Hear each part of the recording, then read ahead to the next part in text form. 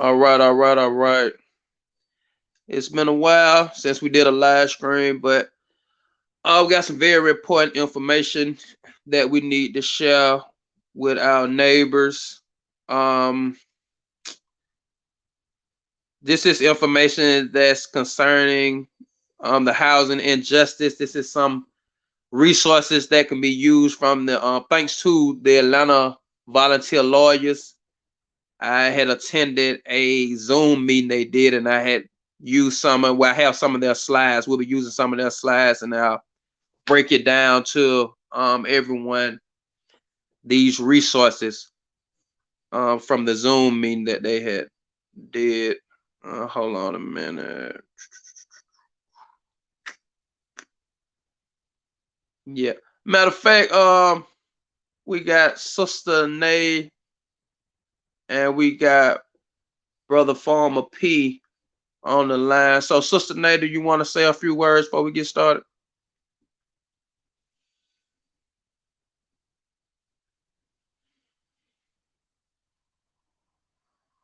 Okay, okay. I guess you don't want to say anything. Farmer P is at a festival, but he still might want to say a few words. Farmer P, do you want to say a few words? I'm just okay, back on target. That's all. That's what's up. That's what's up. That's what's up. So yeah, I go ahead and I crank it on up. Go ahead and get started. Um, the first thing that I want to mention is that we're very familiar with this fight that we're going through, and what we have to understand about this fight with the housing injustice as is that this is a crisis and a political fight, which means that the outcome of this housing injustice a crisis is solely on the backs of the elected officials. Mainly, we're going to be dealing with, well, we need all stages from county, local, and state, federal to be involved, elected officials. But for different things, we need it's different stages, like what we need from different levels of government. So if we're talking about the injustice of how slumlords are allowed to come into low income neighborhoods and get federal funding, you know, to build up a apartment complex like this new affordable housing mixed residence little project they have going on, where they claim that it's supposed to be a step up for low income residents to have these nice upscale apartments that usually a low income person couldn't afford. But what the kick is, we realized, like in the apartment, so I believe they call the Edge over on Boulevard. What we realize is that they only awarded 7 units out of what 200 units. So out of 200 apartments, they only gave 7 apartments to low income residents. And on top of that, they recently um, decided that they or HUD on the HUD end decided that they would no longer pay their portion. HUD would no longer pay their portion for these 7 residents in these apartments over here. I believe called the Edge in Fourth Ward of Atlanta. And the reason why they say they're not going to pay is because the apartments are under new ownership, which in reality the apartments are not up under new ownership. What happens is these apartment owners, they get they may have more than one LLC up under their name, LLC corporation. And what they do, they get the apartments and the funding under one LLC, get the apartments built. They may stay anywhere from a year to 4 years, and then they'll switch the LLC out. It's whenever they're ready. When they switch the LLC out, then all of the regulations and requirements that they had to maintain under the agreement to get the federal funding from HUD, it's a clean slate now. It no longer applies to this new LLC, which is still the same people, but it's just on a different LLC. So now they have the right to say we don't accept Section 8 anymore. We don't have to take vouchers anymore because now we are operating as a whole new apartment owner. This is something that has to be rectified and be solved at the federal level. This is something that our politicians, Congress members, and senators have to do in Washington. That's on the federal level. So let's say, for instance, for me, my Congress member is Nikema Williams. Nikema Williams took John Lewis's spot in the Congress seat. That's just the 5th congressional district, because I'm in Atlanta, and the problem that I've had with Nikema Williams, I've tried to schedule interviews with her and meetings with her. Not an interview, but a meeting. I tried to get a meeting with her as a constituent, as a volunteer activist, as a concerned person, what I'm saying, about humanity and about the injustice of housing in Atlanta. And her staff told me point blank, she has nothing to do with that.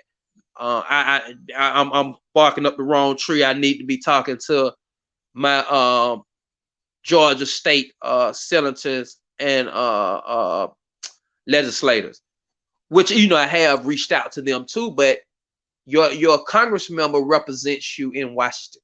The senator represents the state of Georgia in Washington, but your Congress member represents the certain district. So for her being my 5th congressional district Congress member, she represents my needs. So if I talk to her and represent all the constituents' needs, so if I talk to her about legislation that needs to be addressed on a federal level, such as we need some legislation that deals with the injustice of the slumlords being able to use all these different LLCs and operating on paper like they are different owners, like they're not the same owners, then she is the person that's going to advocate that for us, in Atlanta.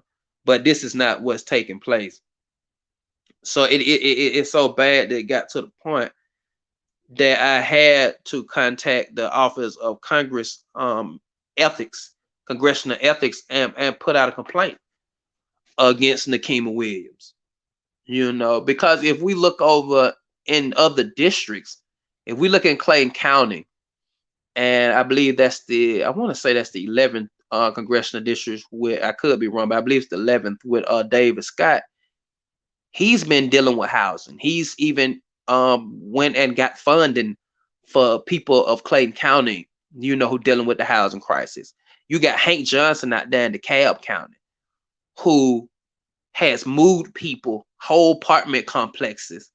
If it's nothing but temporary housing, because housing is scarce. He moved into hotels. He went to find funding, did the best to find apartment. I'm saying he's making a effort.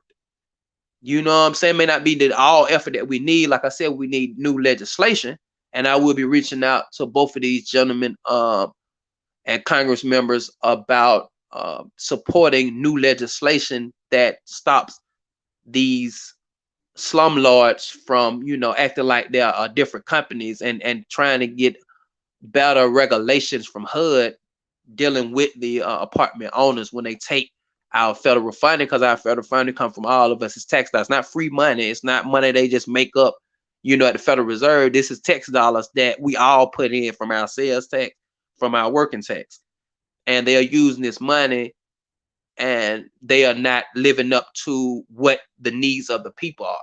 They're using this money as a hustle. So that's the problem that I have with Nikema Williams. If anyone, I'm leaving this up for a little while, because I want you to know if anyone have a problem with any representative that's and I know it's a congressional, but you can still put this. And if it's a senator, you have a problem with a senator, congressman or whatever, you can contact these people and let them know in Washington, D.C., hey, this the problem that I'm having with them. They're not responding. My Congress members not responding. My senators are not responding. I want to put out a complaint, an ethics complaint, because the duties of their seat. This ain't you just complaining just for the hell of it. These are the duties of their seat. This is what they get votes for. This is what we pay them with our sales tax dollars, our tax dollars for, is for them to represent us, and the needs. And this is a serious need. The housing crisis is a serious need. So that's a big issue that we have to address as the people. It's all about we the people. We can't just sit back and let these elected officials tell us what they're going to do. It's us, we the people, who let them know this is what we need. Even if new legislation, we can't just leave it in their hand. We have the power to even do legislation. We go to, if we get an idea that deals with a need, that not just a personal need, but a need that deals with your neighborhood or your district. You could go for your district. You can go local. You can go to your council member and let them know that you want to put in a new ordinance. A modified ordinance. If it's a statewide need that deals with residents of Georgia, then you can go to your senator, in your senator's district, your Georgia senator district, and say, hey, I need to put some new legislation up. And it's their duties to abide by that and look into that and let you know what the best options are. Whether you need to put that up, if it do need to enforce new legislation, this is the steps that need to be taken. So let's get into some of this, to what the Atlanta housing, my bad, not Atlanta housing, but the Atlanta volunteer lawyers do. Let's get into that. So if you have a problem, say you are wrongfully evicted. Wrongfully evicted is if you live in a apartment complex and you don't have any infraction, or a house. You're living in a house, maybe Section 8, maybe low income, or you may pay regular rent, whatever the case may be. If you this is for low income, this is for low income, even though they will help you if you're not low income. The Atlanta volunteer lawyers, at least they will help you, learning the steps what you have to do in court. But anyway, so if you are in that situation to where you don't have any infraction, you have not, infraction is something that you have done that went against your lease.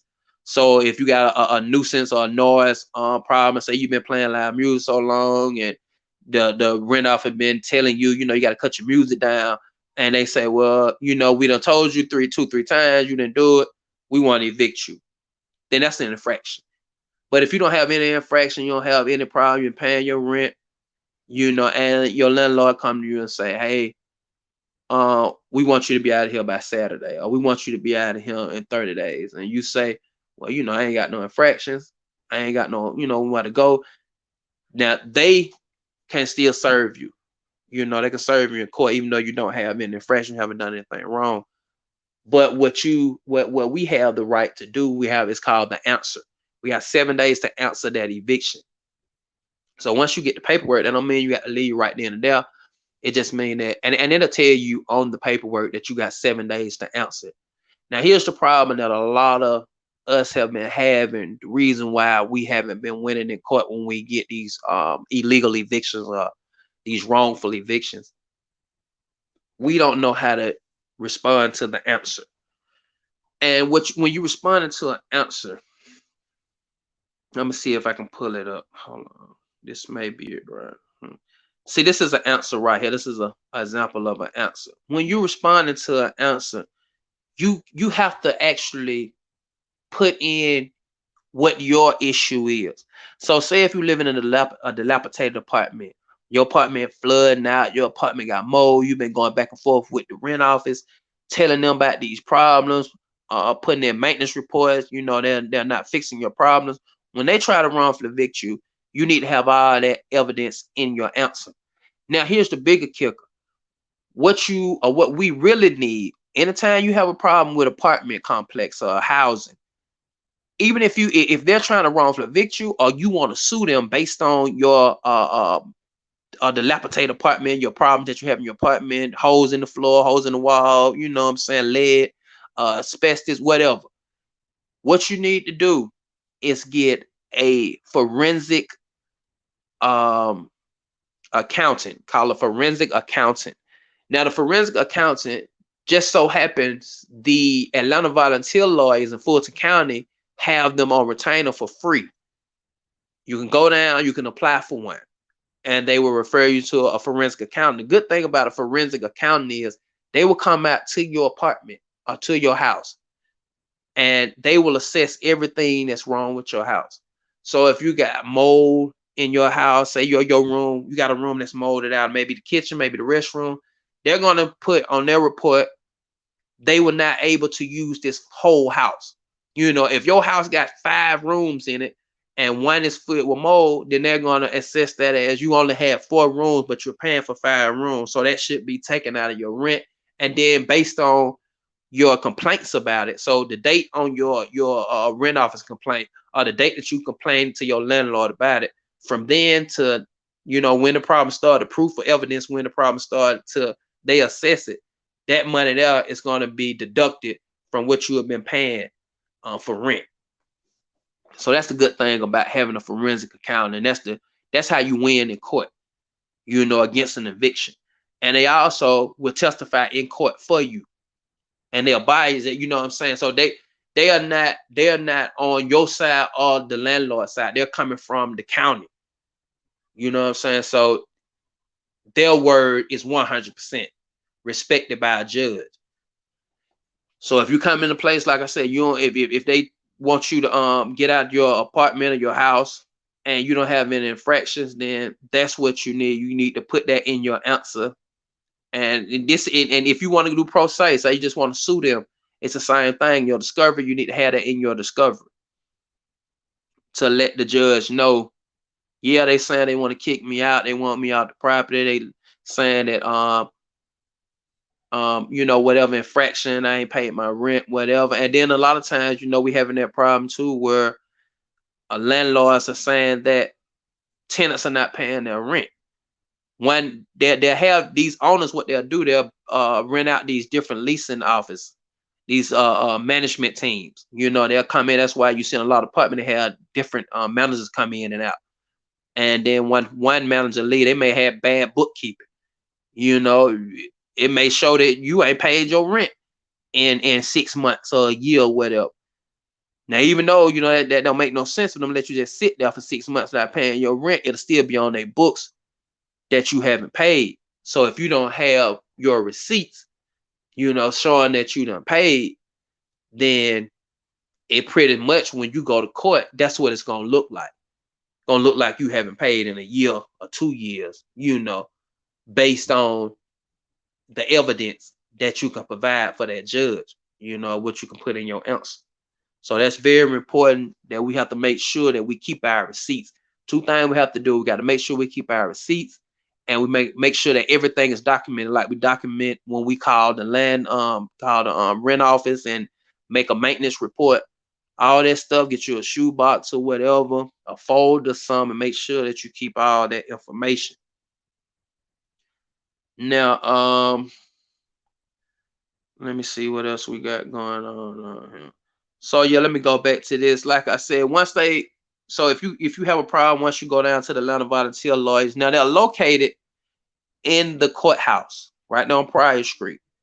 So if you go to the courthouse, you want to go to the basement. It's J1. It's across from the the Fulton County Clerk's office. So if you go across from the Fulton County Clerk's office down at J1, that's the basement of the courthouse. You go right across the hall. They're there Monday through Wednesday. That's Monday through Wednesday from 8:30 to 12. They're volunteer lawyers, licensed, you know, lawyers, and they're going to help you through the process. They're going to give you the reality of your situation. Once they take your case, as you see right here, they agree to represent you. You know, they're going to, you know, start a file on you, and they're going to help you the best way they can. You know, and if you do have a problem, just say, I haven't heard anyone say they have a problem with them, but if you do have a problem, you can always go to your local elected officials to complain about it. You can go to the clerk's office, the Fulton County Clerk's office, and complain about them. Your council member or your Fulton County commissioner, and complain if there is a problem with your with the Atlanta Volunteer Lawyers services. But I had never heard anyone complain about it. Myself have been down, and I went and talked with them, and they were, they was on point with everything, and a big help to the people who I have already sent. Um, let me see. Let me stop for a minute. Sister Nay, you still there? Yeah, I'm here. Nay, okay. How you feel so far about what's been said? Do you have any questions or anything?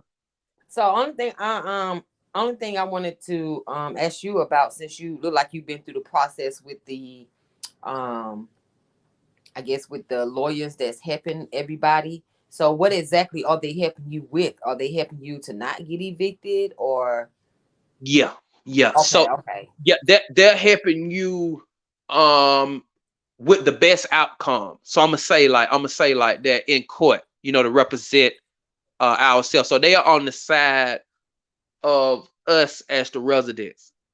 Got you. Okay. Yeah, yeah, yeah. So and they helping, like I said, with knowledge too. So even if you are getting evicted, or if you are a person that wants to sue, say you want to do a pro se lawsuit, um, your tenants, they haven't came and fixed anything. You have became ill due to the living conditions. Then they will help you, and educate you on how to file pro se, and they will also get you a referral to that forensic accountant. Got you. Okay. Yeah, yeah, yeah. That's pretty dope. Yeah, that is, man, and they're a blessing, because you know how we've been fighting so hard, to get help for us, and we doing this, we don't have no degrees or nothing, but we out here, what I'm saying, still trying Right. to fight and help people, because so many of our people, I remember telling them going out to the courthouse, and so many of our people, were getting evicted, Right. and they telling me their story, and I'm like, oh man, what, this is a racism? Yep. You That's know what I'm exactly saying? But not realizing, because ignorance of the law is no excuse. right. Not realizing that we just don't know how to answer the eviction, or we don't know how to get the proper evidence to put into discovery, even when we suing. So Mm. that was the problem. The problem was we didn't know how to answer the evictions. That's what the problem. That's what the problem is. So that's what they help with, how to answer that eviction. Like, I'm gonna tell you something else they said too on the Zoom training little meeting. They said once you answer it and you put that you have it's a portion on there that's gonna say how much you think everything costs. Uh they said put TBD, to be determined. Don't put an actual amount. So once you answer the eviction, like I said, they give you 7 days to answer an eviction. And you got the right to say, well, if you want to countersue, and you say, well, I got mold in my house, I got, electrical problems and flood. It's gonna be a dollar amount right there. You put on there, to be determined, because if you put a number on there that's too high, you ain't gonna get it. And if you put it too low, then you ain't gonna get what you deserve. Right. So you put to be determined, and in that time between when you answer that eviction and the court date, you go and you get that forensic accountant, and they will come out and they will assess it and give you the right amount that you deserve. Mm. Yeah, and that's a feature that you have for free. And so I have another question too. So what about for tenants that are still renting, but their landlords are basically putting evictions on their background and they still renting the property? It's See, almost like that's a lawsuit. Yeah, that's a lot. That's what you would sue pro se. So in got your pro se lawsuit, you would say that, just like over in Darien Village, we had the issue, like I was talking about, with saying that they owe rent. I seen actually tenants pull out their records saying, "Hey, I've been paying my rent since I've been here," and showed me receipts from when they first moved in. right. But on paper, it says for some of them tenants, they haven't paid in a year.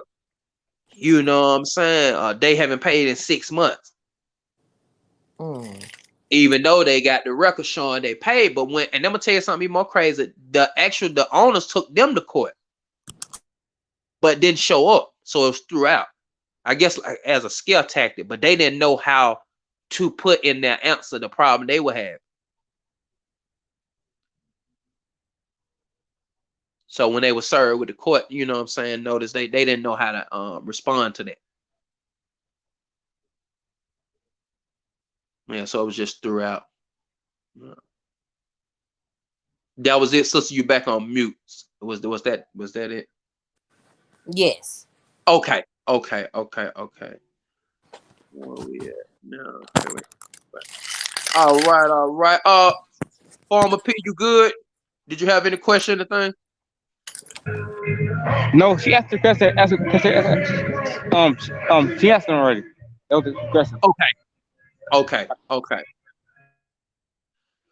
So yeah, that's where we at. The biggest thing right now is putting pressure on these local officials and these elected officials. We have election time in November. We have to put pressure on these elected officials to change the legislation.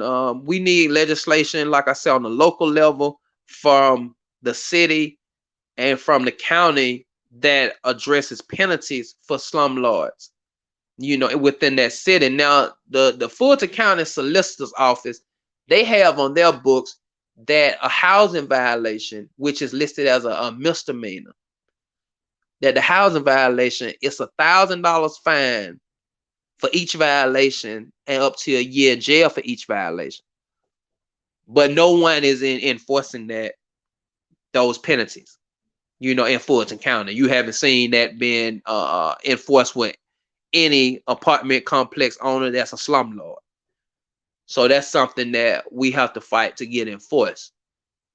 Another issue that we have, like we talked about, dealing with HUD, getting them to change their regulations, that's dealing with the funding when they give these slumlords state funding, well, federal funding, my bad, federal funding to build apartment complexes in our, you know, districts or in our areas. That we have to stop that saying that just because you are a new apartment, new on paper look like you're a new owner, that you don't have to keep up those responsibilities that allowed this money to be given or dispersed in the first place. You know, it shouldn't be that loophole in there to say, well, if you switch out your LLC or, you know, you become a new owner, even if you're not doing it on a crooked tip. Say if I actually do, a company actually does buy an apartment complex.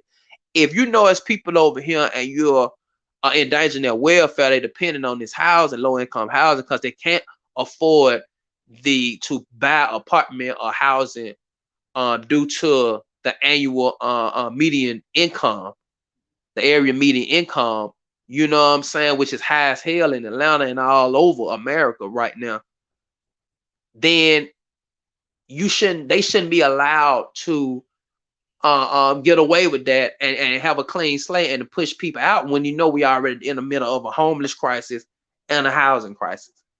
You know, that's a big issue that, like I said, solely relies on the elected officials. So when we talk about voting for governor, when we talk about voting for Congress member, senator, these are the things that we need to be addressing and holding to our politicians. You know, not just saying you concerned about it. Anybody can say they're concerned about something, but what legislation are you putting in place? Not what you're gonna put in place once you get reelected and elected and all that crap. What legislation are you working on right now? Because the Georgia Assembly will be here next year. You know what I'm saying? The beginning of next year. Well, this year almost out. Federal level. You know what I'm saying? The senators and the congressmen, what legislation are you working on right now to correct this problem? And it's an old problem. This is nothing new. You know, this problem has been going on for years. I can date back to San Francisco, 2005. I remember looking at it went CNN. I forget the name of the little thing. It might have been Dateline or some crap like that. And they was talking about the same housing crisis we having today, 2022 in Atlanta. These people dealing with in San Francisco back in 2005. and they didn't really get no real results and pushback as regulars, you know what I'm saying, residents of San Francisco. They had got together, and it took them 3 years to even learn how to fight these folks back because they had seen them like that before.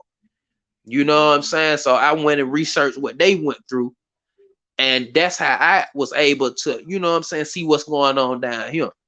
It's the same exact crap that's going on all over America, and it is coming from the federal.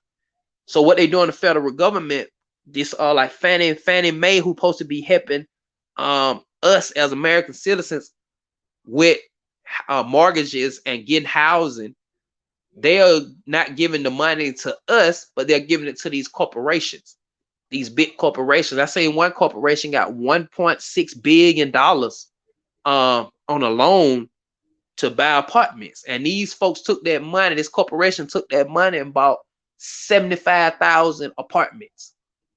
You know, like units, not actual complex apartment complexes, but all together they were over. They bought 75,000 units, and majority of those units they pushed the people out. You know what I'm saying? Evicted the people, and they evicted the people because the reason why, because they were able to dominate the whole housing market in America. It's only, you know, so many corporations, but they dominate the housing market. So what I'm saying is this: 3 years ago, a person in Atlanta who were able to afford a condo is now forced to live in low-income house or moderate income house. You know what I'm saying? Because they were able to dominate the market, and the federal government allowed this to happen by giving these corporations all this money to buy apartments through loans. And the bigger kicker through these loans, what they did was they gave them 10 years to pay these loans back, pay the loan back. The 10-year, there's a 10-year kick on the loan. So what happened was, or what happens is, what they do, they will switch out the LLC. The same company now, they'll switch out the LLC. And if you notice, if you look even around, you know, Atlanta where you live at, what you will notice is the apartments change names. And then they make you think they're a different owner. But all they did was just switch out the LLC. So they may have 10 different LLCs up under their name, but they the same main corporation. And they'll just switch it out and switch the name out. So now they don't even have to pay that loan back. Now everything, the whole process starts all over again. You know, so that's the biggest problem that we're having with all these loopholes that's coming from the federal.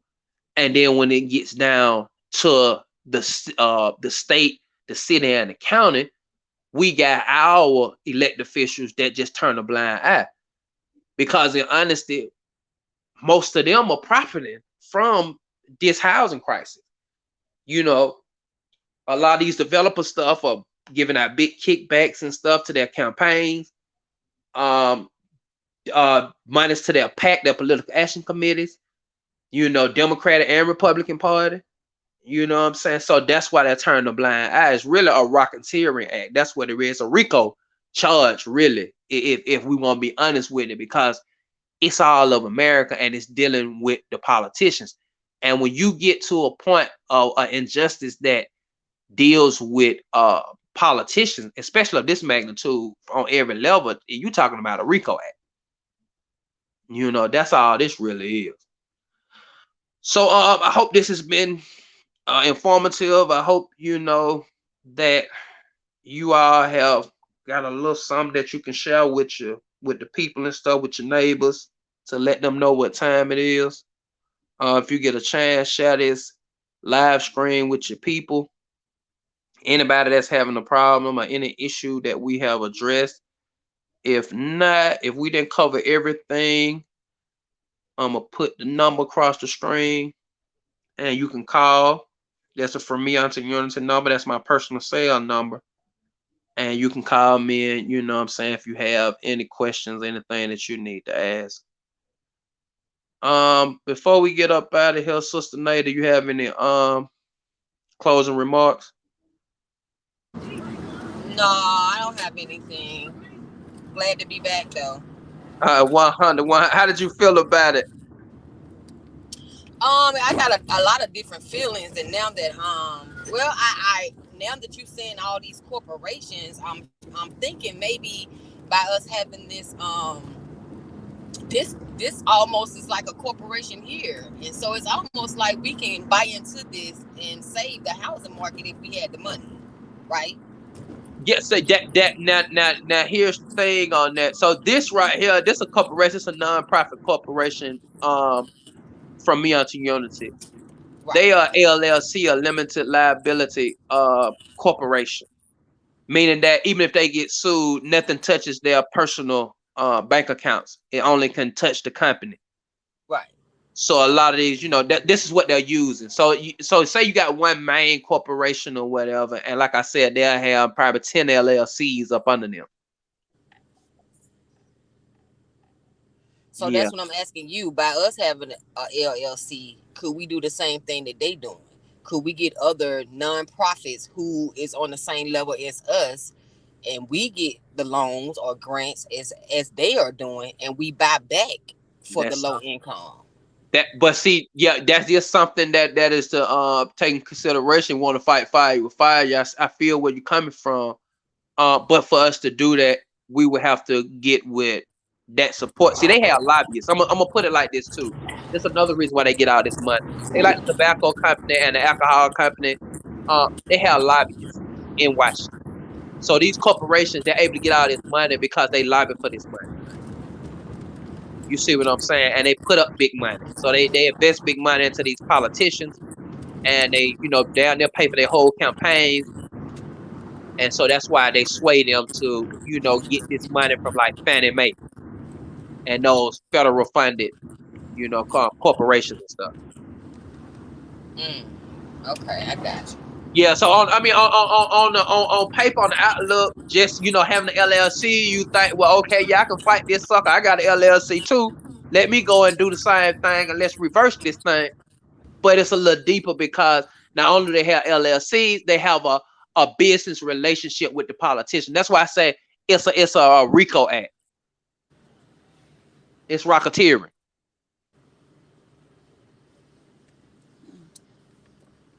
Yeah.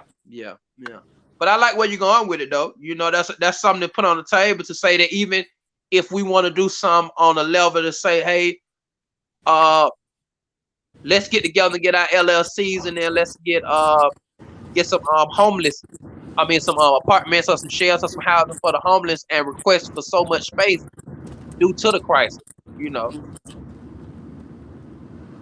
Yeah, because the meetings I have been into with some of these developers, yeah, they're not gonna have a whole lot of low income into their new development. They're probably only gonna have maybe, probably 10 or less apartments that they saying yes, those are low income. And there you go. And on the worst end of that, they're gonna allow them 10, 11 only for what? Up to what? 2-3 years? Yeah. Before they switch out and then say we're not taking Section 8 anymore? Yes, that's exactly what's happening. That's why we need to change that legislation. We need to let these federal elected officials on the federal level to change that legislation, to fight to change that legislation and stuff for HUD to change their policy. They would not allow that, them to change new owners and they get a new slate, new owner, new slate. We need to stop that.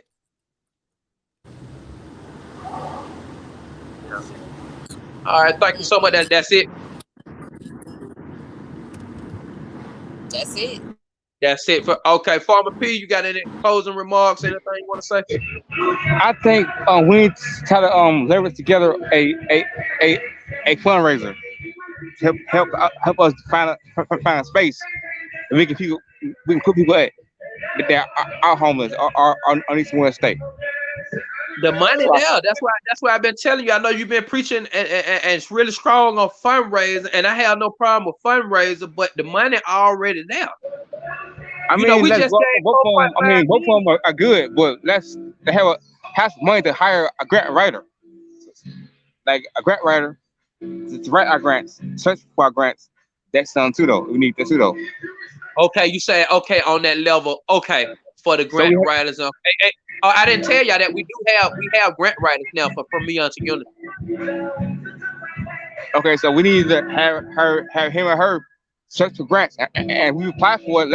Let's apply for it, but we we need letters of support too. So Yeah, like there you go. letters of appreciation. We need a records. Or what are we doing? We need letters of representation. There So you go. that's Feel you what on that. I think it's too. But yeah, I we need the feel you on that. fundraising and also the grants. But we need letters of support. There you go. There you go. And we can get together on the sit down and write that out to see what that'll look like. Yes. Yeah, that's it. All right, that's it. Yes, sir. All right, thank you so much, man. I thank both of you all for attending this live stream. I know it's been a minute for us since we did a live stream, but thank you all so much. And I can't tell you, we planned it by ear. It's so crazy on how things are going for the future. Because we were talking about doing some canvassing, and we still are looking forward to doing canvassing. But I can't tell you what it's gonna look like because things are changing so rapidly. Dealing with housing, dealing with other issues that we have in Atlanta. We got mental health issues that's going on, like the brother who killed himself on Pryor Road. What's that the other day? It was told to me that this brother had called APD and turned himself in, and APD released him the next day. And after that, he would go out to kill his child mother and then kill himself. So we got those mental issues that we have to be dealing with, and that's something that I take personally, and that we all have issues with family members, different people. You know what I'm saying? That we have to be on top of that. And the city of Atlanta has gave 4.5 million to the PAD program, was on the APD, and we just want to get better guidelines to make sure that, not to criticize PAD, but to make sure that it's effective, and that it's actually helping for the crisis that we're dealing with. So we got a mental health crisis in Atlanta where we are low on facilities to even house people who have mental illness in Atlanta alone. So that's something that we're dealing with now too. That's a serious issue. So like I said, we want to fight all these battles. It's a process. It's not an overnight battle. Housing or mental illness or anything that you deal with, and that's one thing that we have to understand. Things don't happen overnight. It's just a lot of moving components that has to come together. And that's the process of it. That's the process of it. So again, thank everyone for attending, and let's just keep it going. Y'all have a good one.